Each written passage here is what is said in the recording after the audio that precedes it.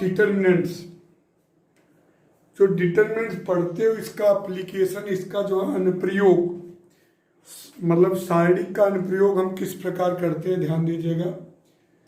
जैसे एक त्रिभुज का क्षेत्रफल आप जानते होंगे, अगर कोई त्रिभुज है, प्यारे विद्यार्थियों ध्यान दीजिएगा, ABC एक त्रिभुज है, ABC एक त्रिभुज, A का कोऑर्डिनेट है x1 y1, B का x2 y2 और C का x3 y3। तो त्रिभुज का क्षेत्रफल डेल्टा का सूत्र आप जानते हो, 1/2 अगर आपको याद हो, x1 y2 minus y3 plus x2 y3 minus y1 plus x3 y1 minus y2। सबको पता है, पहले आपने इसको पढ़ा होगा। x1 y1 x2 y2 x3 y3 हो तो त्रिभुज का क्षेत्रफल 1/2। इसका डेरिवेशन भी चाहोगे तो जो है कोऑर्डिनेट ज्योमेट्री वाले वीडियो में आपको मिल जाएगा, इसका प्रूफ भी मिल जाएगा, 9th या 10th में है तो मैंने प्रूफ कराया है इसको। तो डेल्टा का सूत्र 1/2 x1 y2 minus y3 plus x2, चक्रीय क्रम में देखो x1 x2 बन गया, y2 y3 y3 y1, फिर x2 x3 y3 y1 y1 y2। ये त्रिभुज के क्षेत्रफल का सूत्र है, त्रिभुज ABC का क्षेत्रफल। लेकिन अगर इसको हम सारणिक के रूप में भी लिख सकते हैं, जैसे अगर हम इसको इस तरीके से लिख दें 1/2 x1, ध्यान दीजिएगा हर बच्चा serious, x1 y1 1 x2 y2 1 x3 y3 1, ये दोनों बराबर होते हैं। चाहे तो आप प्रसार करके देख लीजिए। देखिए x1 करेंगे तो एरो और एक कॉलम छोड़ेंगे तो y2 माइनस y3, ऋण x2 करेंगे तो y1 माइनस y3, यहाँ प्लस है तो उलट गया है y3 माइनस y1, और प्लस x3 करेंगे तो y1 माइनस y2। देखिए प्रसार कर दे हम लोग। अगर हम आपसे कहें 1/2 x1 लिखेंगे y1 1, फिर x2 लिखेंगे y2 1 और x3 लिखेंगे y3 1। तो अगर इसका हम प्रसार करें, देखिए बच्चों 1/2 तो x1 लिखेंगे तो देखिए ये रो और एक कॉलम छोड़ देंगे तो y2 माइनस y3, चाहिए तो सारणी के रूप में लिख देता हूं y2 y3 1 1, ऋण x2 करेंगे, ए रो और एक कॉलम छोड़ेंगे y1 1 y3 1 और प्लस x3 करेंगे, तो x3 करेंगे तो ए रो एक कॉलम छोड़ेंगे y1 y2 1 1, तो 1/2 x1 y2 minus y3 minus x2 y1 minus y3 plus x3 y1 minus y2। अब यहां ऋण कॉमन ले लेंगे तो y3 माइनस y1 हो गया। 1/2 इसको चाहे मॉड में भी लिख सकते हो क्योंकि क्षेत्रफल निगेटिव नहीं होता, plus x2 y3 minus y1 plus x3 y1 minus y2। सारणी का मान तो ऋणात्मक मिल सकता है, लेकिन जो क्षेत्रफल होता है त्रिभुज का वो ऋणात्मक नहीं हो सकता। तो इसलिए कभी भी ऋणात्मक आता है तो ऋणात्मक चिन्ह को छोड़ दिया जाता है, या तो मॉड में लिख दीजिए तो निगेटिव भी रहेगा तो पॉजिटिव हो जाएगा। तो इसका सूत्र होता है 1/2 x1, देखिए यहाँ ऋण कॉमन ले लिए, पलट गया y3 1, x1 y2 minus y3 plus x2 y3 minus y1 plus x3 y1 minus y2। ये हो गया त्रिभुज का क्षेत्रफल। आज के बाद आप यही यूज करेंगे, इसी रूप में लिख के 1/2 x1 y1 1 x2 y2 1 और x3 y3 1 त्रिभुज के क्षेत्रफल का सूत्र है। इसका जो है आराम से आप जो है प्रसार कर लेंगे तो आपको जो याद है वही आ जाएगा। 1/2 x1 y2 minus y3 plus x2 y3 minus y1 plus x3 y1 minus y2। Note कर लीजिए इसको। a x1 y1 और b x2 y2 और c x3 y3 कोलिनियर है। कोलिनियर का मतलब संरेख है, एक ही रेखा ये तीनों बिंदु एक ही रेखा पर स्थित है, या 3 या 3 से अधिक बिंदु एक रेखा पर स्थित होते हैं तो उनको जो है कोलिनियर बोलते हैं। यानी कोलिनियर का मतलब होता है यानी एक ही लाइन पर संरेख। तो अगर संरेख है तो त्रिभुज तो बनेगा नहीं, तो संरेख होने पर त्रिभुज बनेगा नहीं। आपने सुना होगा संरेख होने पर इनसे बने त्रिभुज का क्षेत्रफल 0 हो जाता है, क्योंकि त्रिभुज तो बनता ही नहीं है। जब जो नॉन कोलिनियर रहेगा तभी तो त्रिभुज बनेगा। ये तो कोलिनियर है तो त्रिभुज बनेगा नहीं, तो त्रिभुज का क्षेत्रफल क्या हो जाएगा 0। तभी ये क्या होगा 1/2 त्रिभुज का क्षेत्रफल का सूत्र x1 y11 x2 y21 x3 y31। ध्यान रखना, एक चीज ध्यान रखना, चाहे आप इधर से लिखिए x1 y11 x2 y21 x3 y31, चाहे इधर से लिखिए, दोनों सही है। x1 y11 x2 y21 x3 y31 चलेगा दोनों, क्योंकि आपने पढ़ा है कि पंक्तियों को स्तंभों में, स्तंभों को पंक्तियों में बदलने पर सारणी का मान अपरिवर्तित रहता है। तो चाहे आप x1 y11 ऐसे लिखिए, चाहे x1 y11 ऐसे लिखिए, फिर x2 y21 x3 y31 दोनों चलेगा, समझ लीजिएगा। अब एक 2 उधर चला गया तो आपका आ गया x1 x2 x3 y1 y2 y3 1 1 1। अगर बेटा आपने ऐसे भी लिख दिया त्रिभुज के क्षेत्रफल में x1 y11 x2 y21 और x3 y31 तो भी चलेगा। पर ध्यान रखे रहिए, चाहे रो के रूप में लिखिए चाहे कॉलम के रूप में। x1 क्योंकि आप जानते हो रो को कॉलम में देखिए, पहला रो पहला कॉलम, दूसरा रो दूसरा कॉलम, तीसरा रो तीसरा कॉलम बनने पर सारणी का मान जो है अपरिवर्तित रहता है, अनचेंज रहता है। तो चाहे इधर से लिखिए चाहे इधर से लिखिए, आपको ध्यान बस इतना रखना है x1 y11 x2 y21 x3 y31। Clear हुआ। अब 2 बिंदुओं से जाने वाली रेखा का समीकरण सभी को याद होगा कि a straight line which is passing through 2 points x1 y1 and x2 y2। तो इक्वेशन आपने पढ़ा था, प्रूव कराया था मैंने, y minus y1 equal to y2 minus y1 upon x2 minus x1 x minus x1। 2 बिंदुओं से जाने वाली रेखा का समीकरण का सूत्र है y minus y1 equal to y2 minus y1 upon x2 minus x1 x minus x1। पढ़े थे इस तरीके से रेखा के समीकरण का सूत्र, यानी कि a straight line, equation of a straight line which is passing through 2 points x1 y1 and x2 y2 क्या है, y minus y1 equal to y2 minus y1 upon x2 minus x1 in bracket x minus x1। देखिए सारणी के रूप में भी हम लोग इसको लिख सकते हैं किस तरीके से। देखिए आपको ऐसे लिखना है, ध्यान दीजिए आपकी मर्जी। आप यहाँ देखिए वही जो x3 y3 जैसे x1 y1 1 x2 y2 1 और तीसरा x y1। अब ये ध्यान रखिए, अब जरूरी नहीं कि x y1 यही लिखिए, आप यहाँ भी लिख सकते हो x y1 x1 y1 1 x2 y2 1 चलेगा, क्योंकि बराबर 0 आएगा वही। देखिए अब हम इसको सत्यापित कर दें कि वही कैसे हुआ। हर बच्चा ध्यान देगा। आप देखिए 1 1 1 देखते हो, आपके दिमाग में आता है 2 को 0 बना दें। तो देखिए मैं इसी रूप में करता हूँ, y2 ऋण y1 यानी c2 माइनस c1 कर देता हूँ, और y ऋण y1 है c3 माइनस c1 कर देता हूँ। यानी कि जिससे वही करो कुछ भी आएगा, कोई दिक्कत नहीं। तो आप y देखिए यहाँ y2 माइनस y1 है तो c2 माइनस c1 और c3 माइनस c1, चाहे जैसे करोगे आएगा, कोई दिक्कत नहीं है, लेकिन जैसे है सरल हो जाएगा उससे। अब देखिए x1 y1 1, अब यहाँ देखिए x2 minus x1 y2 minus y1 0, और यहाँ देखिए x ऋण x1 y ऋण y1 0। अब देखिए R3 के सापेक्ष विस्तार कर दें, R3 के सापेक्ष क्या आएगा x2 minus x1 y2 minus y1 x ऋण x1 y ऋण y1। फिर ये गुणा कर दें x2 ऋण x1 y ऋण y1 माइनस y2 ऋण y1 x ऋण x1 बराबर 0।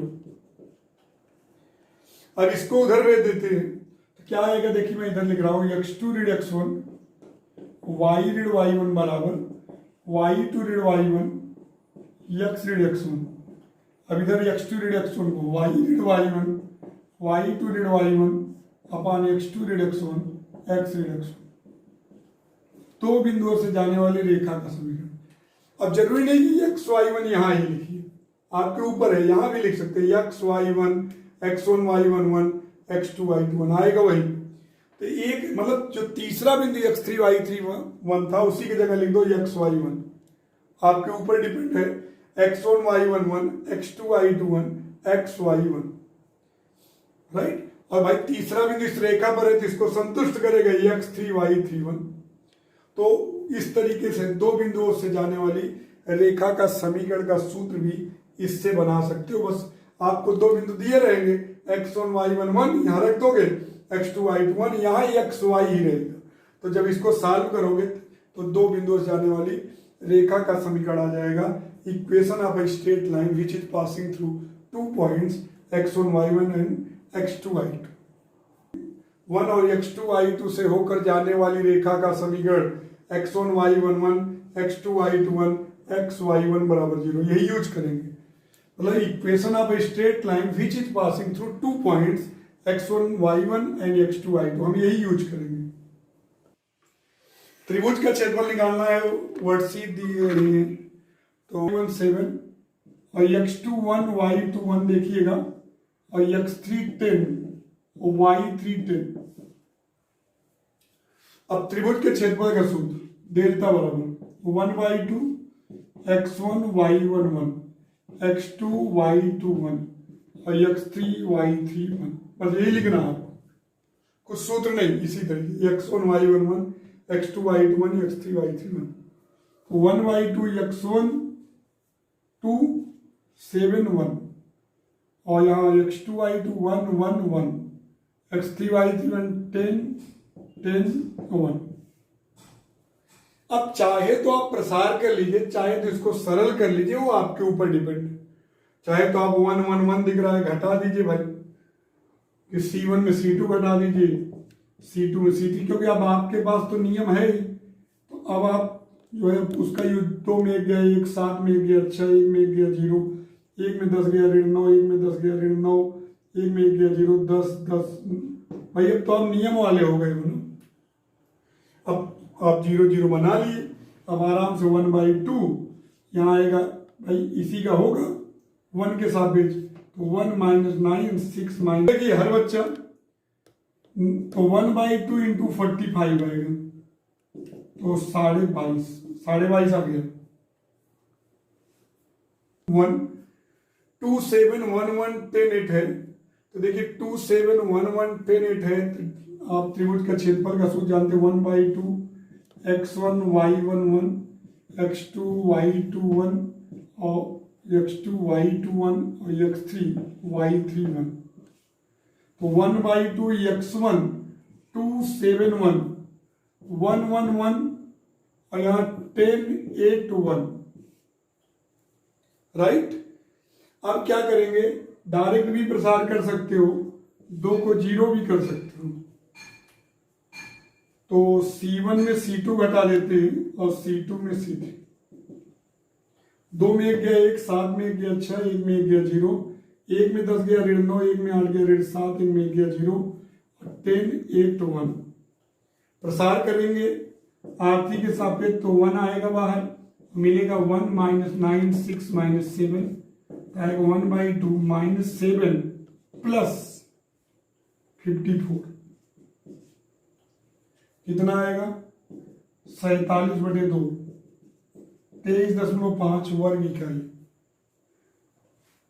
तो निगेटिव चिन्ह छोड़ देंगे क्योंकि क्षेत्रफल है। कोशिश करना चाहो यहां मॉड में लिख दिया करो 23.5 स्क्वायर यूनिट की जो बाउंड्री है उससे घेरा गया है भाग।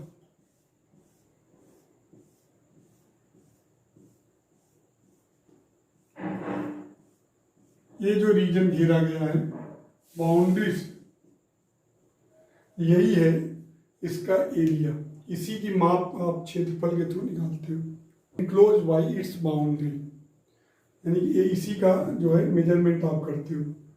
तो क्षेत्रफल का अर्थ होता है कि इसकी जो बाउंड्री से जो घिरा है भाग, जो सतह है, उसी का ही माप।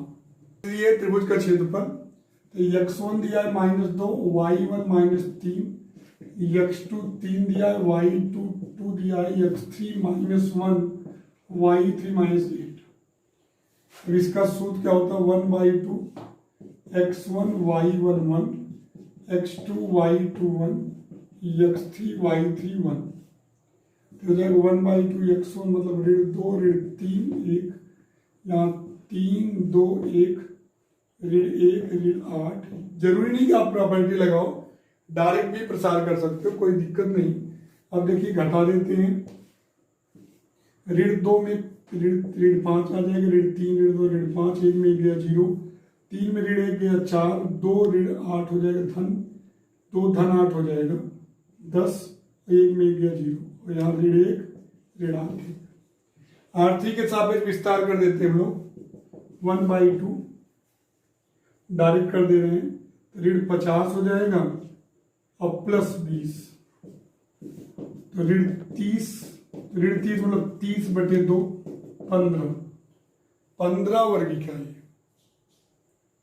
ठीक रहेगा क्योंकि एरिया है, साइडिक में नहीं, आप ऐसा भी लिख सकते हैं जैसे यहाँ पे आप निकाला 1/2 और ऋण 50 धन, अभी ब्रेक डालने लगा दिया, ऋण 50 धन 20, हो जाएगा 1/2 ऋण 30, हो जाएगा ऋण 15। अब लिखोगे त्रिभुज का क्षेत्रफल मॉड ऑफ ऋण 15 वर्ग इकाई। तो ये त्रिभुज के क्षेत्रफल के ही केस में करेंगे, ध्यान रखिएगा, साइडिक के मान में कभी नहीं करेंगे। त्रिभुज का क्षेत्रफल है तो मॉड ऑफ ऋण 15 यानी 15। क्वेश्चन है 1 4 2 3 ऋण 5 ऋण 3, तो फिर सूत्र लिखते हैं हम लोग, 1/2 क्या होगा, x1 y1 1, x2 y2 1 और x3 y3 1। तो x1 y1 1/2, x1 1 4 1 2 3 1 ऋण 5 ऋण 3 1, फिर वही खेल खेलते हैं, C1 में C2 घटा देते हैं, C2 में C3, हो जाएगा 1/2, 1 ऋण 2 ऋण 1, 4 ऋण 3 1, 1 ऋण 1 0। डायरेक्ट भी कर सकते हैं बिना प्रॉपर्टी लगाए, 7 हो जाएगा, 6 हो जाएगा 0, ऋण 5 ऋण 3 1। अब आरती के सापेक्ष विस्तार कर देंगे, 1/2 ऋण 1 7 1 6, हो जाएगा 1/2 ऋण 6 ऋण 7 ऋण 13/2। अब लिखेंगे त्रिभुज का क्षेत्रफल है वो मॉड ऑफ ऋण 13/2 6.5 वर्ग इकाई स्क्वायर यूनिट। तो त्रिभुज का क्षेत्रफल चूंकि ऋणात्मक नहीं होता तो मॉड लगा देंगे तो ऋण खत्म हो जाएगा। 3 8 ऋण 4 2 5 1। अब देखिए x1 क्या है 3, y1 8, x2 क्या है ऋण 4, y2 2, x3 5, y3 1। अब देखिए सूत्र लिखिएगा एक बार, 1/2 x1 y1 1, x2 y2 1, x3 y3 1। 1/2 x1 क्या 3 8 1 ऋण 4 2 1 5 1 1। आराम से आप कर सकते हो, C1 में C2 घटा दीजिए और C2 में C3, तो हो जाएगा 7, 8 में 2 गया 6, 1 में गया 0, ऋण 4 ऋण 9 हो जाएगा, 2 में गया 1। अब आरती के सापेक्ष विस्तार कर दिए, 1/2 7 ऋण 9 6 1/2, यहाँ लिखेंगे 7 प्लस 54, 61/2, तो हो जाएगा 30.5 त्रिभुज का क्षेत्रफल, इतना स्क्वायर यूनिट। इस तरीके से। अब एक था तो मॉड कोई नहीं रखिए, लास्ट में लिखा करो मॉड में, नहीं तो आपको साइड के मान में भी लिखने लगोगे, लास्ट में मॉड में लिख दिया करो। मॉड ऑफ k = 2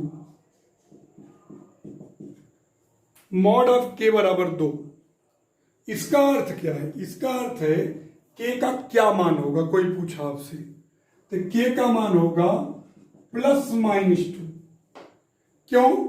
क्योंकि अगर मॉड ऑफ 2 होता तो भी 2 होता, और अगर -2 के जगह रखते तो भी 2 बराबर 2। तो अगर मॉड में कभी जैसे लिखा हो मॉड ऑफ के ऋण 4 बराबर 2, तो के की वैल्यू आप ऐसा नहीं रखेंगे, के की वैल्यू 2 वैल्यू होगी। देखिए के की जगह अगर 2 रख दीजिए तो 2 ऋण 4, तो मॉड ऑफ ऋण 2 आएगा। के की जगह 6 रखोगे 6 ऋण 4 तो भी 2 आएगा। तो आप जब भी मॉड हटाओगे तुरंत जब यहां स्वेच्छ अचर रहे तब आप तुरंत +-2 रख दोगे। एक बार चिन्ह जो है पॉजिटिव ले लोगे तो एक मान मिल जाएगा, और एक बार चिन्ह निगेटिव ले लोगे दूसरा मान मिल जाएगा। तो इस तरीके से आप मान निकालेंगे। जैसे आपको कहीं लिखा है मॉड ऑफ के +3 बराबर 5, तो आप k + 3 = क्या लिखोगे? +-5। एक बार पॉजिटिव लोगे साइन तो k बराबर 2 आएगा, 2 रखिए 2 3 5। एक बार निगेटिव साइन लोगे k बराबर ऋण 5 ऋण 3 ऋण 8, ऋण 8 रखोगे ऋण 8 धन 3 मॉड ऑफ ऋण 5 भी 5। तो यहां ध्यान दीजिए, जब इस तरीके की केस रहेगा तो आप +- करोगे। पहले भी मैंने इसको बताया है, स्ट्रेट लाइन में भी बताए थे, अभी भी बता दे रहे हैं, समझ लीजिएगा कायदे से कि अगर मॉड ऑफ के बराबर 3 है तो के का वैल्यू होगी +-3, क्योंकि इसको 3 भी सेटिस्फाई करेगा और -3 3 रखेंगे तो मॉड ऑफ 3 आएगा, ऋण 3 रखेंगे मॉड ऑफ ऋण 3 भी 3 आएगा। पहला क्वेश्चन है -2 0 0 4 0 के किस मान के लिए संरेख? के का क्या मान रख दे कि तीनों संरेख हो जाए? संरेख होने का अर्थ है, सॉरी, इस मान ज्ञात कीजिए, त्रिभुज का क्षेत्रफल 4। यहां त्रिभुज का क्षेत्रफल बेटा 4 वर्ग, एक त्रिभुज के शीर्ष ऋण 2 0 0 4 0 के हैं और उसका क्षेत्रफल 4 वर्ग इकाई है, तो के का क्या मान होगा? यानी के की वैल्यू ज्ञात करनी है। तो तरीका वही यूज करेंगे, x1 - 2 y1 0 x2 0 y2 4 और x3 0 y3 k और डेल्टा का मान 4। अब इसका सूत्र क्या होता है? 1/2 x1 y1 1 x2 y2 1 x3 y3 1। अब क्या करेंगे? इसका मान है 4, 1/2 -2 0 1 0 4 1 और 0 k 1। अब ध्यान दीजिए, अभी हम इसका क्षेत्रफल निकाल लेते हैं, लास्ट में 4 के बराबर करेंगे। अब देखिए, अब ये तो प्रसार डायरेक्ट कर दो, देखो 2 0 है ही, तो क्या होगा? ऋण 2 बाहर आएगा तो ऋण 2/2 यहां आएगा, तो क्या लिखेंगे? 4 के 1 1, तो ऋण 4 ऋण के। क्लियर? यहां तक हो गया, 4 ऋण की। अब इसकी वैल्यू क्या दी गई है? 4, तो -4 ऋण के बराबर हो गया 4, तो 4 ऋण के बराबर हो गया मॉड ऋण 4।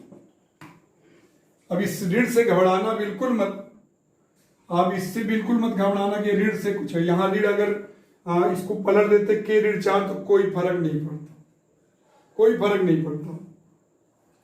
अब याद देखिए, अब इसको देखिए, जब इसको मॉड हटाएंगे तो ऋण 4 ऋण के बराबर हो जाएगा +-4। अगर मैं चाहता शुरू में ही माइनस को खत्म कर देता, यहां के ऋण 4 लिख देता, कोई फर्क नहीं पड़ता, राइट? क्योंकि देखिए ऋण 4 ऋण के हो गया +-4। एक बार चिन्ह जो है पॉजिटिव ले लेंगे तो ऋण 4 धन के बराबर 4, के की वैल्यू आ गई 8। एक बार चिन्ह निगेटिव ले लेंगे, 4 ऋण के बराबर ऋण 4, तो ऋण 4 धन के बराबर ऋण 4 कैंसिल हो गया, के बराबर 0, तो के बराबर 0 और 8, या तो 0 होगा या तो 8। तो बच्चे क्या करते गलती इसमें, यहाँ +- नहीं करते, जिससे के का एक ही मान आता है और के 2 मान, यहाँ 0 भी होगा और 8 भी होगा। तो इस तरीके से आप इसको करेंगे। पलट सकते हैं, के ऋण 4 भी लिख सकते हैं। अब ये हो गया डेल्टा। अब के ऋण, भाई बेटा ब्रैकेट लगा दिए और के ऋण 4 कर दिया। डेल्टा की वैल्यू क्या थी? 4। अब आप यहाँ मॉड लगा देंगे तो के माइनस 4 बराबर प्लस माइनस 4, तो के ऋण 4 बराबर 4 लेंगे तो के बराबर 8 आ जाएगा। के ऋण 4 बराबर ऋण 4 ले लेंगे तो के बराबर 0 आ जाएगा। के बराबर 0 या इस तरीके से भी कर सकते हैं, कोई जरूरी नहीं मॉड लगाने की। अब यहाँ जब डेल्टा बराबर 4 लिखो तब मॉड लगा दीजिए, क्योंकि के 2 मान पॉसिबल हो सकते हैं 4 आने के लिए। भाई 0 रख दिए तो भी 4 आ गए, 8 रख दिए तो 8 ऋण 4 4 आ गए। डेल्टा का सूत्र क्या होगा? 1/2 त्रिभुज का क्षेत्रफल x1 y1 1 x2 y2 1 x3 y3 1 1/2 के 0 1 0 2 1 उसके बाद 4 0 1। कोई प्रॉब्लम? कोई प्रॉब्लम नहीं। अब ध्यान दीजिए बच्चों, अब आप मान जैसे निकालते हो प्रसार करके निकाल लीजिए। 1/2 ब्रैकेट में लिखिए, के का प्रसार करेंगे यहाँ 2 माइनस 0, यहाँ 0 तो करेंगे नहीं, प्लस 4 का करेंगे तो 0 माइनस 2। अब तो कर लेते हैं वैसे भी। के का करेंगे तो देखो 2 माइनस 0 और यहाँ प्लस 4 का करेंगे तो 0 माइनस 2। जैसे आप करते तो उस तरीके से भी कर सकते। 2k माइनस 8, 2 कॉमन ले लीजिए, 2/2 k माइनस 4, k माइनस 4 आ गया आपका। अब देखिए, अब डेल्टा की वैल्यू है कितनी? 4। तो अब यहां मॉड ऑफ के माइनस 4 लिखेंगे, क्योंकि 2 स्थितियों में 4 आ सकता है। तो के माइनस 4 बराबर प्लस माइनस 4, तो पॉजिटिव ले लेंगे, के की वैल्यू आपकी 8 आ जाएगी, और निगेटिव ले लेंगे, के की वैल्यू 0 आएगी। के की वैल्यू 0 या 8। तो 2 स्थितियों में 4 वर्ग इकाई प्राप्त हो सकता है। के की जगह 0 रख देंगे तो ऋण 4 मतलब 4, के की जगह 8 रख देंगे, 8 ऋण 4 बराबर 4। ये तीनों जो है समरेख हैं, कोलिनियर हैं। तो अगर कोलिनियर है तो क्या होगा? इनसे बने त्रिभुज का क्षेत्रफल 0, यानी सिद्ध करना है कोलिनियर है, सिद्ध करना है, तो इसका मतलब त्रिभुज का क्षेत्रफल 0 आएगा। तो हम लोग डेल्टा निकालते हैं 1/2। आप x1 y1 लिख लीजिएगा, x1 y1 1 x2 y2 1 x3 y3 1। Collinear मतलब समरेख होना। 3 बिंदु अगर एक ही रेखा पर स्थित होते तो उनको कोलिनियर बोलते हैं, यानी समरेख। 1/2 x1 a b plus c, समरेख मतलब एक ही रेखा पर स्थित है तीनों बिंदु। 1 b c plus a 1 c a plus b 1। अब देखिए बच्चों, आप कैसे इसको 0 ले आ देंगे? देखिए आपने पढ़ा था, यदि मेरी बात ध्यान समझिएगा, इसको 0 कैसे ला देंगे हम? अगर हम यहां देखिए R1 में R2 ऐड कर दें तो a plus b plus c common हो जाएगा, या R2 में R1 ऐड कर दें तो a plus b plus c common हो जाएगा, 2 आइडेंटिकल हो जाएंगे। तो आपके ऊपर डिपेंड है। R1 में R2 ऐड कर दीजिए, प्रॉपर्टी लगा दीजिए, R1 प्लस R2 तो क्या आएगा? a plus b plus c, b plus c plus a, c plus a plus b, बचेगा b plus c, c plus a, a plus b, 1 1 1। अब a plus b plus c बाहर आ जाएगा, a plus b plus c by 2, बचेगा क्या? 1 1 1, b plus c, c plus a plus b, फिर 1 1 1। अब यहां देखिए R1 और R3 आइडेंटिकल हो गया, तो मान इसका हो गया 0, 0 आएगा, 0 का गुणा होगा 0, तो त्रिभुज का क्षेत्रफल 0 आ गया। तो त्रिभुज का क्षेत्रफल जब भी 0 आ जाएगा तो समझ लीजिए दिए गए बिंदु जो है समरेख होंगे, यानी कि कोलिनियर होंगे। कर लेंगे आप? 3 बिंदु समरेखी हैं, ये तीनों कोलिनियर हैं, तो आपको ये सिद्ध करना है। कोलिनियर दिया गया कि समरेख हैं, तो समरेख है तो जाहिर सी बात है त्रिभुज का क्षेत्रफल 0 होगा, हमारे पास ये है। अब इसका सूत्र लगाते हैं, 1/2 नहीं भी लगाओगे चलेगा, क्योंकि 2 का 0 में गुणा होगा, बताए भी थे। x1 y1 1 x2 y2 1 x3 y3 1। सभी को पता है कि कोलिनियर होने पर ये 0 होता है, क्योंकि 2 तो गुणा हो गया भैया। तो x1 का मान बोलो a y1 b और यहाँ 1, यहाँ a1 b1 1, यहाँ ए ऋण A1 बी ऋण B1 1 बराबर 0। अब आपको रिलेशन लाना है। हर बच्चा ध्यान देगा कैसे, इसको भी ऐसे कर सकते थे। तो ये इसमें प्रसार C1, ध्यान दीजिए हर बच्चा, आप ऐसे कर सकते थे कि C1 tends to C1 minus C2, C2 tends to C2 minus C3, तो भी गलत नहीं था, हम कैलकुलेशन कर लेंगे। ए ऋण A1, यहाँ बी ऋण B1 और 0। इसमें से इसको घटाएंगे तो A1 ऋण A1, तो टफ लग रहा है मुझको।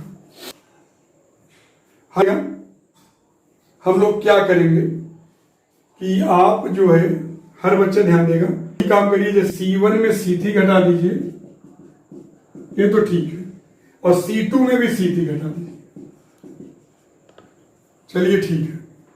अब क्या हो जाएगा, A इसमें घटेगा, A ऋण A प्लस A1, A1 आ जाएगा, B ऋण B प्लस B1, B1 आ जाएगा, 1 में 1 गया 0। अब इसमें इसको घटाएंगे, A1 ऋण A plus A1 2A1 minus A, इसमें घटाएंगे तो B1 ऋण B plus B1 2B1 minus B, और ये 0। अब चलिए आपकी ही जीरो को करना था। अब आप क्या करेंगे, R3 के सापेक्ष विस्तार करेंगे। A1 2B1 minus B minus B1 2A1 minus A, breaker तोड़ते 2A1 B1 minus A1 B 2A1 B1 plus A B1, इससे कट गया तो आपका आ गया A B1 minus A1 B बराबर 0, A B1 बराबर A1 B, A बटे A1 बराबर B बटे B1। चलिए इतना बहुत टफ नहीं था, बहुत बड़ा नहीं था, मैं और छोटा करने के चक्कर में था, लेकिन इतना भी ठीक है, कर लेंगे आप। T2 संरेख है यानी कि समरेखी है, तो T का क्या मान होगा, तो सेम वही, इसको 0 के बाद पहले इसको निकाल के लीजिए, तो 1/2 x1 y11 x2 y21 और x3 y31, 1/2 x1 1 ऋण 1 1 3 ऋण 3 1 और T2 1। अब आपकी आदत है 2 0 करने की, तो बना लेते हैं 2 0 भाई। C1 में C2 घटा देते हैं और C2 में C3। 1 में 1 धन 3 2, 1 ऋण 1 0, 3 ऋण T ऋण 3 ऋण 2 ऋण 5, क्यों 0, और यहाँ T2 1 का प्रसार कर दीजिए, 1/2 क्या आएगा, गुणा कर देते हैं डायरेक्ट हम लोग, 2 पंचे 10 -2 3 -T, तो 1/2 10 -2 3 6 प्लस 2T, तो 1/2 2T प्लस 4, 2 का divide T plus 2, T plus 2 है। अब डेल्टा 0 है, संरेख है तो इसका मान 0, तो मॉड ऑफ T प्लस 2 बराबर 0 करेंगे, तो 0 में कोई दिक्कत नहीं होगी, एक ही मान होगा, तो T प्लस 2 प्लस माइनस 0 कर दोगे तो वही मतलब होगा, तो T बराबर ऋण 2, इसमें एक ही मान आएगा, क्योंकि 0 तो एक ही मान इसको सेटिस्फाई करेगा ना, ऋण 2 धन 2 0, और किसी के रखने में 0 नहीं आएगा, तो T बराबर ऋण 2 भी कर देंगे 0 वाले में तो चलेगा। कोई फल अन्य है तब आपको मॉड में यहाँ डायरेक्ट भी यहाँ 0 लिख देते, T बराबर ऋण 2 हो जाता, कोई दिक्कत नहीं होती। तो यहाँ मॉड की से टेंशन नहीं है, क्योंकि मॉड ऑफ x या मॉड ऑफ k बराबर अगर 0 है तो k का मान 0 ही होगा, लेकिन अगर मॉड ऑफ k बराबर 2 है तो k का मान प्लस माइनस 2 होगा, तो 0 में नहीं दिक्कत है, 0 में एक ही मान आएगा। और 9-3 से जाने वाली रेखा का समीकरण ज्ञात करना है बच्चों, 2 बिंदु दिया, तो अभी आपने 2 बिंदु जाने वाली रेखा का समीकरण क्या प्रूव किया, अभी आपको मैंने बताया था, x1 y11 x2 y21 xy1, यही आपने किया। तो x1 का मान क्या है 3 1 1 9 3 1 xy1। अब जैसे आप करते हैं सेम वैसे ही करिए, C1 में C2 घटा दीजिए, तो 3 ऋण 9 ऋण 6 ऋण 2 0 9 ऋण x और 3 ऋण y 0 xy1, प्रसार कर दीजिए, प्रसार करेंगे तो क्या हो, वैसे ऐसे की होते तो और अच्छा होता। R1 tense to R1 minus 3R2, 3 का गुणा कर घटाते थे। चलिए प्रसार करते हैं 1 का, आएगा ऋण 6 9 ऋण x ऋण 2 3 ऋण y, तो ऋण 6 3 ऋण y धन 2 9 ऋण x, तो ऋण 6 3 18 प्लस 6y 18 माइनस 2x, तो 6y ऋण 2x बराबर 0, तो हो जाएगा 6y बराबर 2x, x बराबर 3y। ये रेखा का समीकरण निकालने का भी बहुत अच्छा तरीका है। तो डायरेक्ट भी प्रसार कर सकते थे, जरूरी नहीं प्रॉपर्टी लगाएं। तो इस तरीके से देखिए 2 बिंदु जाए रेखा का समीकरण आपने निकाल लिया। ऐसे भी कर सकते थे, जब ऑप्शन ज्यादा होते तो आदमी ज्यादा वो होता कि ये करें कि ये करें। पहले हम लोग समय में हम लोग जब छोटे थे तो कोई त्योहार आता था या मेला लगता था तो गांव में VCR लगता था, उस कैसेट वाला, तो वहाँ 2-3 पिक्चरें आती थी जो कैसेट की, चाहे जो आती थी सब देख लेते थे। और आज आपके टीवी में हजारों फिल्में हैं, लेकिन आदमी अब देखना नहीं चाहता। उसका रीजन क्या है कि आपके पास इतने विकल्प हो गए कि आपका मन ही नहीं होता कि चाहे जो, जब नहीं होता चाहे जो मिल जाए चल जाता। तो बड़ा मेथड आदमी लगा लेगा। अब जैसे इसी में देखिए एक तरीका और इस्तेमाल कर सकते थे, 3 का गुणा कर घटाते 0, 3 9 0 x ऋण 3y, देख रहे हो, बस 1 3y 1 1 1। अब R1 के सापेक्ष विस्तार कर देते तो x ऋण 3y, अब इधर लिखते तो 1 माइनस 3, तो हो जाता है x ऋण 3y है, तो ऋण 2 का डिवाइड कर देते 0, तो x बराबर 3y। तो आपके ऊपर डिपेंड है कैसे करेंगे। तो इस तरीके से आप इसका एप्लीकेशन आप डिटरमिनेंट्स का किए, अभी और आगे सीखेंगे। वेक्टर में भी बहुत ज्यादा इसका यूज है। मेरे विद्यार्थियों, determinant of A square matrix, किसी वर्ग आव्यूह का शारीरिक का मान की निकालना। खूब ध्यान दीजिए, वर्ग आव्यूह का ही शारीरिक का मान निकाल सकते हो, क्योंकि आप जानते हो शारीरिक में जितने रो होते हैं उतने कॉलम होते हैं, राइट। और वर्ग आव्यूह में ही नंबर ऑफ जो रोज है is equal to number of columns. तो मेरी बात ध्यान दीजिएगा कि जो प्रत्येक वर्ग आव्यूह है, each square matrix can be associated to an expression or number. This expression or number is said to be determinant of square matrix. यानी कि प्रत्येक वर्ग आव्यूह, कोई भी वर्ग आव्यूह होता है, उसको जो है हम एक व्यंजक अथवा नंबर के साथ, यानी यही व्यंजक अथवा संख्या उस वर्ग आव्यूह का शारीरिक कहलाता है। यानी square matrix can be expressed to an expression or number.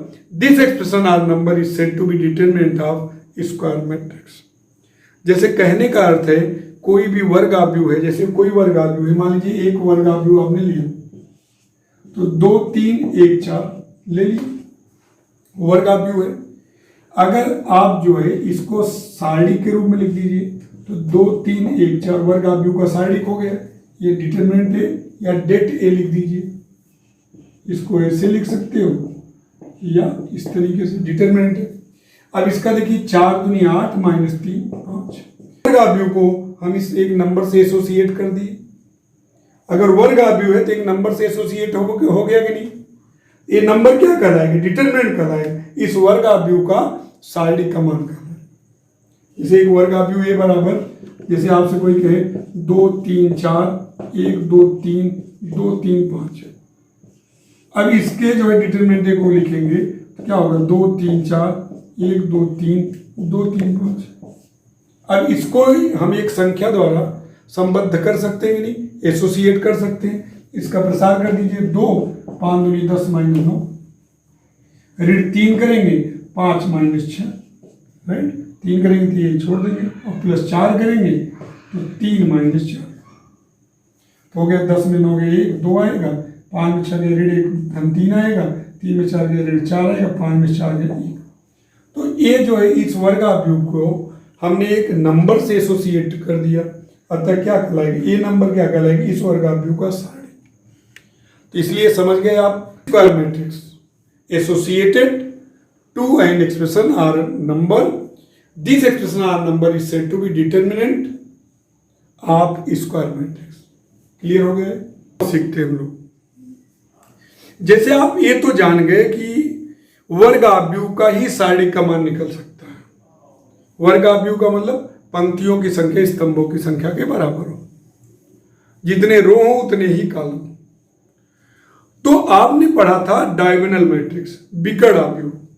Diagonal matrix में क्या होता है कि ऐसा वर्गाव्यूह होता है जिसके मुख्य विकर्ण को छोड़कर शेष अवयव 0 होते हैं। जैसे आप कोई ये देखिए वर्गाव्यूह है 2 0 0 0 3 0 0 0 1, ये विकर्ण आव्यूह है। ऐसा वर्गाव्यूह जिसके मुख्य विकर्ण यानी जो मेन डायगोनल है, ये देखिए नॉन जीरो है, बाकी सब 0। तो इसके जो सारणी का मान कभी आ गया इस तरीके से, तो आपको कुछ करना नहीं, इनके जो प्रोडक्ट ले लीजिए बस, 2 गुणे 3 गुणे, यानी कि इसका अगर डिटरमिनेंट आपको जरूरत पड़ गई कभी 2 0 0 0 3 0 0 0 1, कुछ करना नहीं, आपको गुणा कर देना है बस, 2 गुणे 3 गुणे, यानी कि मुख्य विकर्ण के ऊपर और नीचे के सभी अवयव 0 हैं। तो समझ लीजिए कि आप केवल इसका प्रोडक्ट कर दीजिए बस, 3 गुणे 2 गुणे 6। एक ऐसा मैट्रिक्स था डायगोनल मैट्रिक्स, मुख्य विकर्ण को छोड़कर शेष सभी अवयव 0 थे। तो इसके जो सारणी का मान होगा वो जो है मुख्य विकर्ण के सभी अवयवों के गुणनफल से प्राप्त होगा। फिर आपने सीखा था इकाई आव्यूह। इकाई आव्यूह क्या होता है कि मुख्य विकर्ण के अवयव इकाई हों और शेष अवयव क्या हो, 0। मुख्य विकर्ण के सभी अवयव इकाई है, तो इसका जो डिटरमिनेंट होगा, डिटरमिनेंट आई दैट इज 1, क्योंकि यहां गुणा करेंगे 1 × 1 × 1 दैट इज 1। अगर इकाई आव्यूह है तो इसके जो डिटरमिनेंट का मान होगा, डिटरमिनेंट के रूप में लिखेंगे 1 0 0 0 1 0 0 0 1, तो इसका मान 1 के बराबर होगा। क्लियर हो? तीसरा आप समझिए, आपने सुना होगा अपर ट्रायंगुलर मैट्रिक्स या लोअर ट्रायंगुलर मैट्रिक्स। तो अपर ट्रायंगुलर मैट्रिक्स वो होता है जिसको ऊपर त्रिभुजीय आव्यूह बोलते हैं, यदि किसी भी वर्गाव्यूह के मुख्य विकर्ण के नीचे के सभी अवयव 0, यानी कि कोई भी वर्गाव्यूह है, जैसे एक वर्गाव्यूह है नीचे के सभी अवयव 0 हो, यानी कि जैसे 2 3 5 0 2 7 0 0 1, राइट।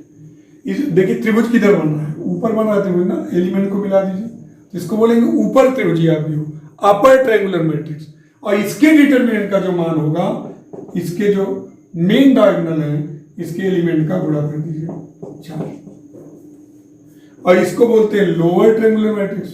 लोअर मतलब ट्रायंगुलर मैट्रिक्स मतलब मुख्य विकर्ण के ऊपर के सभी अवयव 0 हो, ये 2 0 0 3 5 0 4 7 1।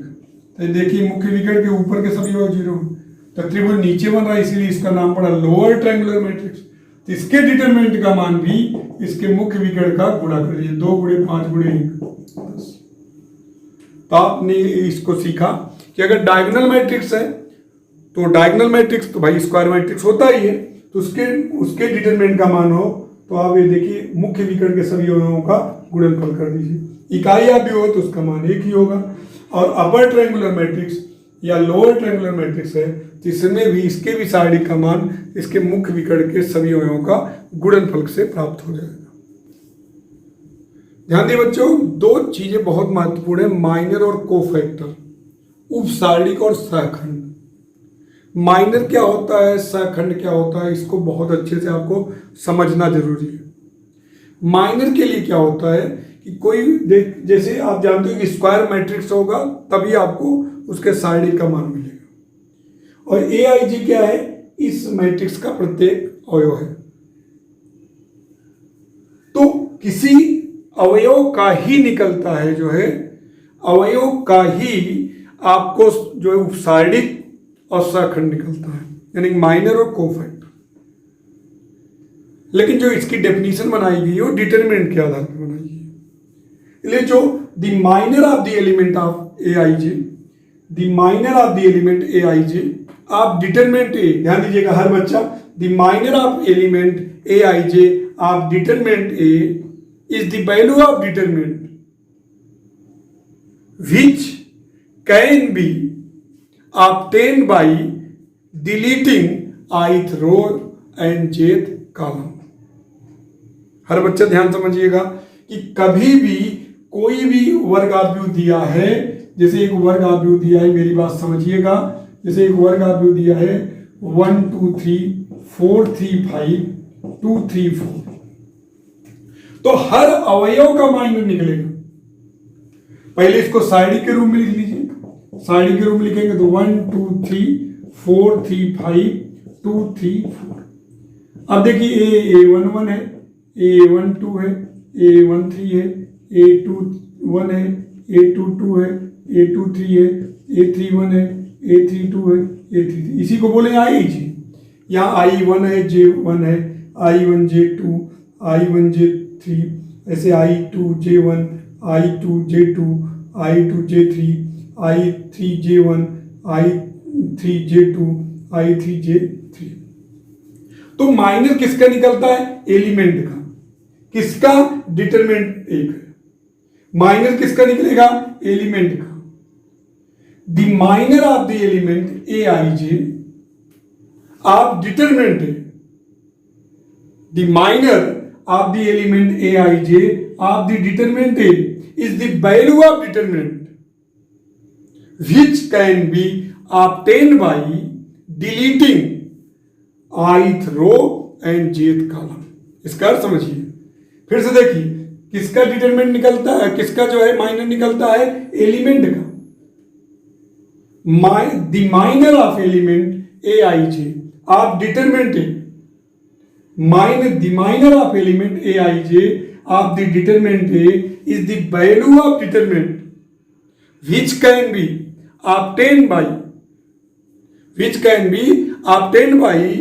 deleting ith row and jth column। यानी अब इसको समझिए, अब समझिए, जैसे आप A11 A है, इसका आपको क्या निकालना है? माइनर। तो हम क्या करेंगे? इसको किसको डिलीट करेंगे? 1 और I का काम 1 और J का काम, पहला रो और पहला कॉलम को डिलीट कर देंगे।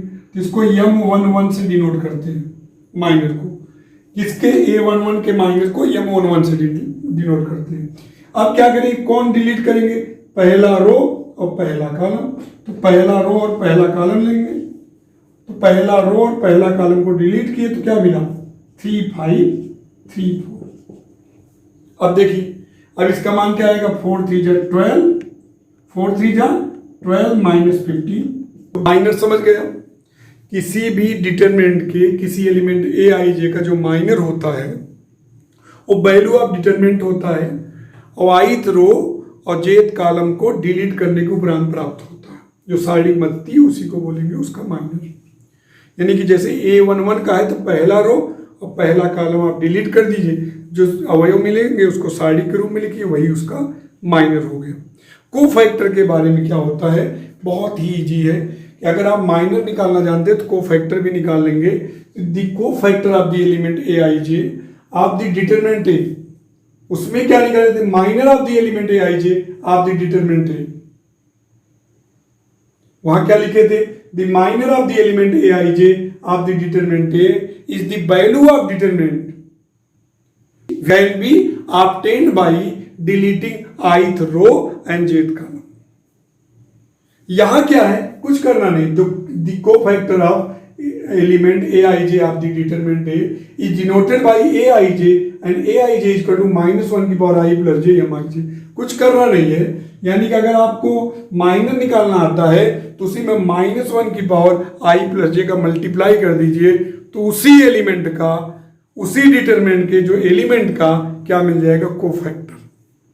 मेरी बात ध्यान समझिए। जैसे एक दिया आपसे, कोई कहा 2 3 5 1 3 2 2 2 1, अब आपको निकालना जैसे 2 का A11 का मान लीजिए, तो आपको इसका देखिए A11 का निकालना है मान लीजिए, तो आप क्या लिखेंगे? इसको कैपिटल लेटर में A11 लिख देंगे कोफैक्टर को। अब आप क्या करेंगे? -1 की पावर यहाँ जो लिखे हैं आप 1 + 1 कर देंगे। फिर उसके बाद आप जो डिलीट कर देते, पहला रो पहला कॉलम डिलीट कर दीजिए, वैल्यू ऑफ डिटरमिनेंट। तो ऋण 1 की पावर 2 प्लस हो जाएगा, तो ये हो जाएगा 3 2 2 1, तो 3 माइनस 4 1। जैसे A12 है, कुछ करना नहीं, पहला यही काम है, ऋण आई 1 की पावर आई प्लस जे यानी कि 1 प्लस 2। अब आपको किसको डिलीट करना, माइनर पे आ जाइए, पहला रो और दूसरा कॉलम डिलीट करना, तो 1 2 2 1। तो ऋण 1 की पावर 3 ऋण हो जाएगा, यहाँ आएगा 1 2 2 1, तो यहाँ 1 ऋण 4 ऋण 3 3 आ गया। क्लियर हुआ। जैसे A13 निकालना है, A13 ऋण 1 की पावर 1 धन 3 हो जाएगा। अब उसके बाद माइनस पे आइए, पहला रो तीसरा कॉलम डिलीट करिए, 1 3 2 2, तो हो जाएगा ऋण 1 की पावर 4 प्लस, तो 2 माइनस 3 में 6 ऋण 4।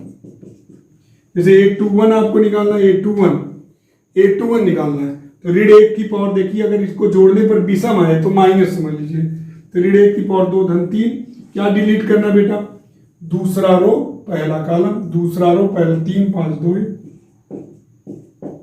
तो ऋण 1 की पावर 5 सॉरी 2 धन 1 है, तो ऋण 1 की पावर 3 ऋण हो गया, 3 5 2 1, 3 माइनस 10 ऋण 7 7। इस तरीके से हर एलिमेंट का कोफैक्टर और माइनर निकालना आ गया, तो कोफैक्टर माइनर में कोई चिन्ह नहीं लगाते हैं, केवल जो जिस अवयव कहेगा उससे गुजरने वाली रो और कॉलम को छोड़ देंगे, और जो शेष अवयव बचेगा उसको साइड के रूप में लिख देंगे। और इसमें क्या करेंगे कि ऋण 1 की पावर आई प्लस जे का मल्टीप्लाई कर देंगे, तो इस तरीके से इसका कोफैक्टर निकल जाएगा।